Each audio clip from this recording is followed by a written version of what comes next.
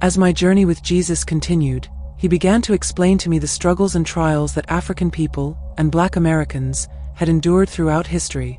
I saw how the struggle for freedom, equality, and justice was not just a matter of human effort but was deeply tied to a divine purpose, one that had been prophesied and predestined by God. Jasmine, Jesus said, the struggle of the Black community is not just a fight for human rights, it is a spiritual battle. It is a battle for the restoration of divine truth and justice on earth. Their fight is a fight for the dignity, the honor, and the rightful place that has always been theirs in my kingdom. They are my beloved, and I have heard their cries. This revelation was powerful. It meant that the pain, the suffering, and the oppression experienced by Black people were not in vain. They were part of a larger cosmic struggle for truth and justice. The African American community's fight for equality was not just a political or social movement, it was a spiritual calling. God had seen the injustices and was using this community to bring change to the world. I was shown that the strength of the Black community, from the resilience of African slaves to the civil rights movements, was a manifestation of God's divine purpose. These struggles, though painful, were part of God's plan to restore truth, love, and unity to the earth. I began to understand the role of the African people in the divine plan of salvation.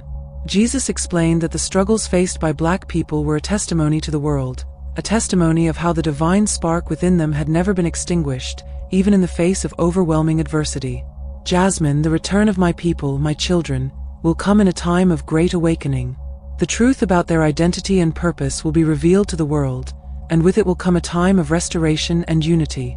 I was given a vision of the return of Jesus, where he would return to bring justice, peace, and reconciliation to all people, especially to the Black community. The truth about their divine origin would no longer be hidden. The world would finally see the blessing that had been misunderstood for so long. As I began to return to my earthly body, I felt a deep sense of peace and gratitude. The divine heritage of Black people was not something to be ashamed of or hidden. It was a sacred gift, one that had been passed down through generations, and one that would continue to shine as a beacon of hope, strength, and divine purpose. When I finally woke up in the hospital, I was changed. The doctors told me that I had been clinically dead for over 12 minutes, but I knew I had experienced something that could never be explained by science alone.